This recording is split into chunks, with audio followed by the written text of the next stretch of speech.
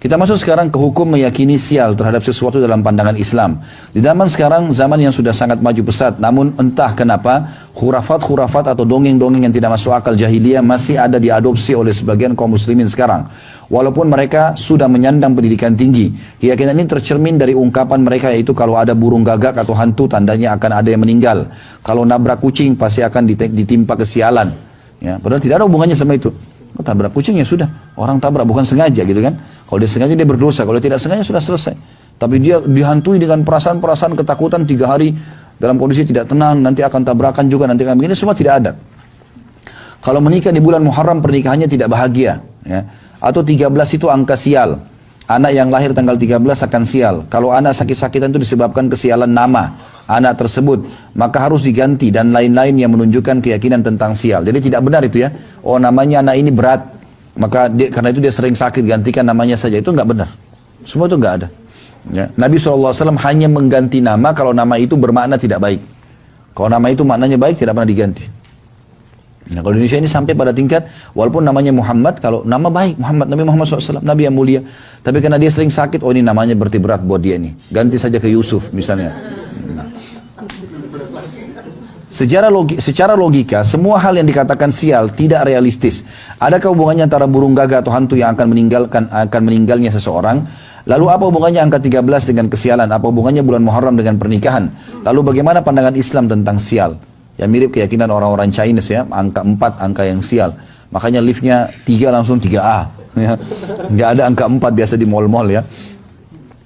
Keyakinan sial terhadap sesuatu di dalam Islam dinamakan tatayyur atau menggantungkan nasib pada burung ya, atau tiarah. Islam memandang at-tatayyur sebagai perbuatan syirik asgar atau syirik kecil, yaitu menyekutukan Allah Subhanahu wa taala. Sebagaimana sabda Nabi SAW, at-tiaratu syirkun wat-tiaratu syirkun thalathan. Beranggapan sial adalah kesyirikan. Beranggapan sial adalah kesyirikan, beliau menyebutnya sebanyak 3 kali. Hadis Abu Daud nomor 3910. Hadis ini dengan sangat jelas menunjukkan bahwa tiara adalah beranggapan sial termasuk bentuk syirik. Kesyirikan dalam masalah tiara ini bisa dirincikan menjadi 2. Jadi tiara ini diambil dari kata-kata tayr yang berarti burung ya. Jadi orang-orang Arab jahiliyah dulu di Mekah sini itu punya tradisi Bapak Ibu sekalian. Mereka kalau mau safar, mereka ambil burung apa saja termasuk merpati, lalu mereka lepas. Kalau mereka ini timur dan barat misalnya. Kalau mereka mau ke arah timur dan burungnya pas terbang ke timur, berarti mereka menganggap nasibnya baik. Kalau burungnya ke arah barat, lawan arah berarti dia akan sial, dia nggak mau pergi. Tapi ini burungnya kebetulan lagi ke kanan. Ya. Kalau burungnya jantan ada burung betina dikejar sama dia kan bisa saja. Tapi begitulah keyakinan orang-orang jahiliyah dulu. Ya. Itu tidak boleh. Cara yang kedua, mereka mencabut bulu burung, kemudian ditulisi di atasnya. Misalnya lakukan, yang kedua tidak lakukan, yang ketiga kosong. Ditaruh dalam sebuah kotak, lalu mereka punya dukun. Ya, dukunnya itu simpan kotak itu. Dia bayar ke dukun itu. Jadi kapan dia mau safar, kapan dia mau nikah, kapan dia mau buka usaha, dia datang ke dukun terus ambil kotaknya. Lalu dia mengambil dengan cara tidak melihatnya. Kalau keluar bulu yang tertulis lakukan, berarti dia anggap dia akan nasib baik. Kalau keluar yang tidak lakukan, berarti dia kalau paksakan akan bahaya. Kalau keluar yang kosong, dia harus ulangi supaya keluar hal-hal dari keduanya. Tradisi jahiliyah dulu. Seperti itulah keadaan mereka. Nabi SAW ingatkan, beranggapan tiara itu mengandung nasib begitu adalah kesyirikan. Sampai 3 kali Nabi SAW ulangi. Tiara ini bisa dirincikan menjadi 2. Yang pertama, jika menganggap bahwa yang mendatangkan manfaat atau mudarat adalah makhluk, ini syirik besar. Kalau orang sakit, ya itu Allah Subhanahu Wa Taala yang menguji dia. Dia harus yakin Allah SWT ciptakan dia, Allah ciptakan penyakit, Allah juga akan sembuhkan. Gitu kan? Kalau dia dapat nikmat, Allah ciptakan dia, Allah ciptakan nikmat itu, Allah juga yang akan bisa mempertahankannya. Ya. Semua ini yang lain adalah sebab-sebab saja. Yang kedua, jika menganggap bahwa yang memberi manfaat atau mudarat hanyalah Allah, namun makhluk hanyalah sebagai sebab, ini termasuk syirik kecil. Ya. Syirik dibagi oleh ulama menjadi 2, syirik akbar atau syirik besar. Seperti menyembah batu, berhala, pohon, menyembelih kepada selain Allah, meminta kepada orang yang sudah mati, dan lain-lain. Sementara syirik asgar atau syirik kecil, seperti bersumpah dengan nama selain Allah, menganggap sial terhadap sesuatu atau riya dalam ibadah dan lain-lain. Perbedaan antara syirik besar dan syirik kecil adalah syirik besar mengeluarkan pelakunya dari agama Islam dan membatalkan seluruh amalnya serta membuatnya kekal dalam neraka karena pelakunya termasuk kepada kelompok orang-orang kafir dan musyrik. Kalau dia meninggal tidak sempat taubat ya. Adapun syirik kecil maka tidak mengeluarkan pelakunya dari agama Islam dan tidak membuatnya kekal dalam neraka karena pelakunya masih tetap dikategorikan seorang muslim. Syirik merupakan merupakan dosa yang paling besar, bahkan pelakunya tidak diampuni oleh Allah Subhanahu wa taala apabila dia mati dalam keadaan tersebut dan belum sempat bertaubat kepada Allah Subhanahu wa taala. Allah sebutkan dalam surah An-Nisa ayat 48. A'udzu billahi minasyaitonir rajim. Innallaha la yaghfiru an yushraka bihi wa yaghfiru ma duna dzalika liman yasha. Sesungguhnya Allah tidak akan mengampuni dosa karena mempersekutukan Allah atau syirik, dan dia mengampuni apa atau dosa yang selain syirik itu bagi siapa yang dia kehendaki. Tatayur atau keyakinan sial terhadap sesuatu berasal dari kata tayr yang artinya burung. Sebab penamaan tersebut sebagaimana dijelaskan oleh Ibnu Qayyim yang wafat tahun 751 Hijriah rahimahullah, beliau berkata, dahulu mereka suka menerbangkan atau melepas burung. Jika burung itu terbang ke kanan, maka mereka menamakannya dengan sanih. Bila burung itu terbang ke kiri, maka mereka menamakannya barih. Kalau terbangnya ke depan dinamakan natih, dan manakala ke belakang maka mereka menamakan qa'id. Sebagian bangsa Arab menganggap sial dengan tarih, atau barih, terbang ke arah kiri, ya. Dan menganggap mujur dengan sanih atau burung yang terbang ke arah kanan. Nah, lagi yang beranggapan atau pendapat yang lain. Tatayur juga atau merasa sial tidak terbatas hanya pada terbangnya burung, tapi pada nama-nama, bilangan, angka, orang-orang cacat dan sejenisnya. Semua itu diharamkan dalam syariat Islam dan dimasukkan dalam kategori perbuatan syirik oleh Rasulullah SAW. Karena orang yang bertatayur menganggap hal-hal tersebut membawa untung dan celaka. Keyakinan seperti ini jelas menyalahi keyakinan tentang takdir atau ketentuan Allah yang Maha Suci dan Maha Pemurah. Menurut Syekh Muhammad bin Shalih Al-Utsaimin wafat 1421 Hijriah rahimahullah, tatayur adalah menganggap sial atas apa yang dilihat, didengar atau yang diketahui. Seperti yang dilihatnya, yaitu seperti melihat burung lalu ia menganggap akan menjadi kesialan karena dianggap burung yang menakutkan. Yang didengar seperti mendengar seseorang mengatakan kepadanya wahai kerugian dan orang sial, maka ia menganggap ucapan tersebut menjadi kesialan baginya. Dan yang diketahui seperti mengetahui tanggal, angka atau bilangan. Tatayur meniadakan tauhid dari dua segi. Jadi artinya menganggap sial-sial semua ini bisa menjauhkan kita dari Allah Subhanahu wa taala. Yang pertama, orang yang tatayur menggantungkan nasib pada benda tidak memiliki rasa tawakal kepada Allah Subhanahu wa taala dan senantiasa bergantung kepada selain Allah Subhanahu wa taala. Yang kedua, ia bergantung kepada sesuatu yang tidak ada hakikatnya dan merupakan sesuatu yang termasuk takhayul dan keraguan-raguan. Ibnu Qayyim rahimahullah kembali menuturkan orang yang bertatayur itu tersiksa jiwanya, sempit dadanya, tidak pernah tenang, buruk akhlaknya, dan mudah terpengaruh oleh apa yang dilihat dan didengarnya. Mereka menjadi orang yang paling penakut, paling sempit hidupnya, dan paling gelisah jiwanya. Banyak memelihara dan menjaga hal-hal yang tidak memberi manfaat dan mudarat kepadanya. Tidak sedikit dari mereka yang kehilangan peluang dan kesempatan untuk berbuat kebaikan.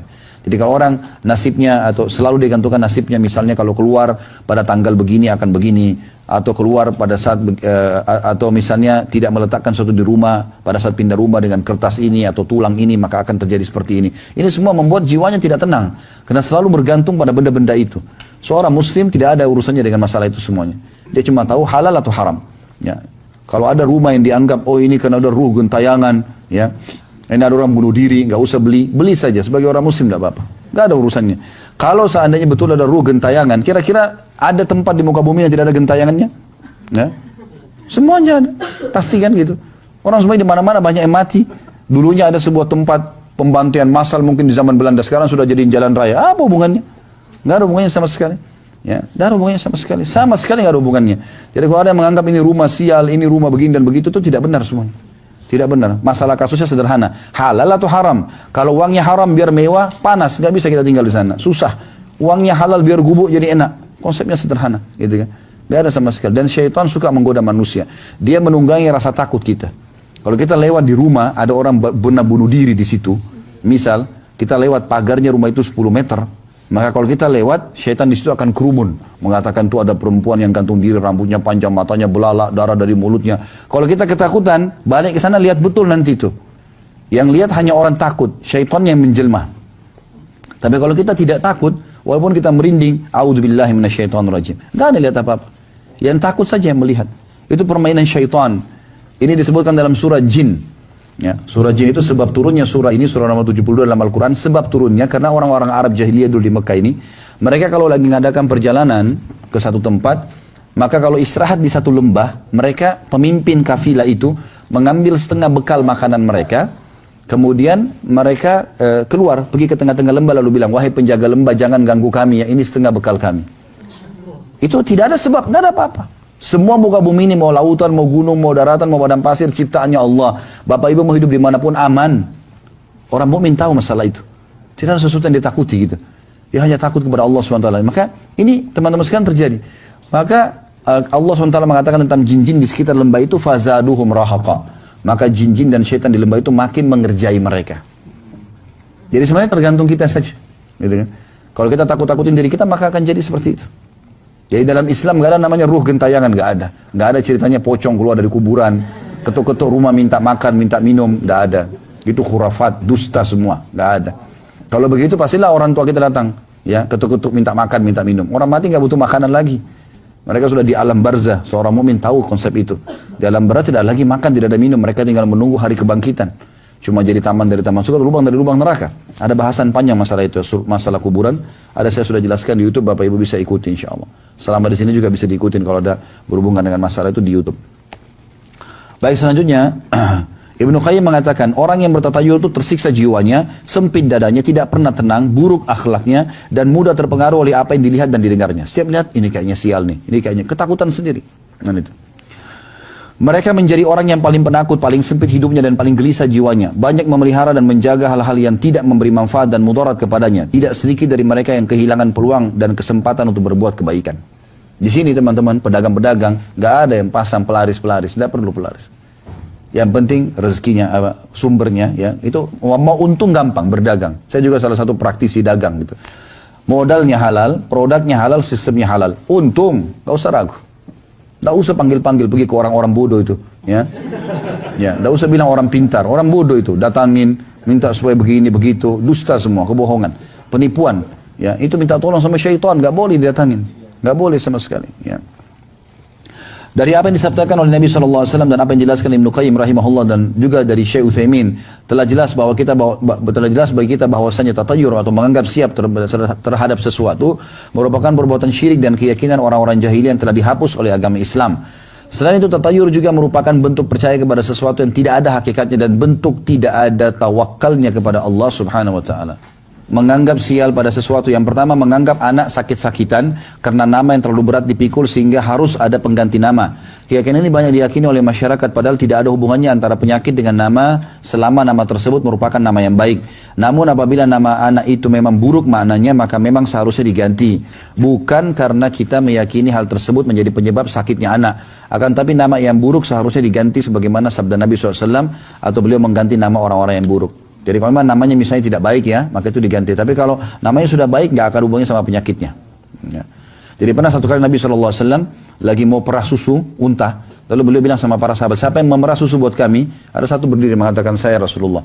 Kata Nabi SAW, siapa namamu? Dia bilang, nama saya Harb. Harb itu perang.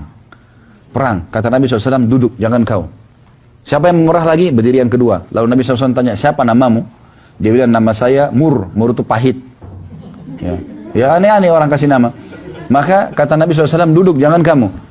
Lalu siapa lagi pernah buat kami? Berdiri orang ketiga mengatakan, saya Rasulullah. Kata Nabi SAW, siapa namamu? Dia bilang, Ya'ish. Ya'ish itu artinya hidup. Kata Nabi SAW, perahlah. Artinya nama memang berpengaruh. Ya nanti kita lanjutkan ini insya Allah ya, besok bahasan ini. Tapi yang jelas, saya mau sampaikan kembali juga ada satu kisah juga. Nabi SAW pernah lewat sebuah gunung. Gunung itu rupanya dua gunung, beliau jalan. Lalu beliau berusaha berhentiin pasukannya. Sebentar berhenti. Siapa yang tahu nama dua gunung ini? Ada sahabat yang katakan, saya Rasulullah. Yang sebelah kanan anda namanya Fadih. Fadih itu pembongkar aib. Ya. Lalu orang itu bilang, yang sebelah kiri anda namanya Mukhzi, penghina. Kata Nabi SAW, jangan lewat di sini, cari jalan lain. Jadi memang nama itu punya pengaruh, tapi kalau nama itu tidak baik. Tapi kalau dasar itu namanya baik, misalnya ada orang namanya Muhammad tadi saya bilang, lalu dia sakit-sakit, nggak ada hubungannya dengan itu, karena Muhammad namanya baik. Gitu kan?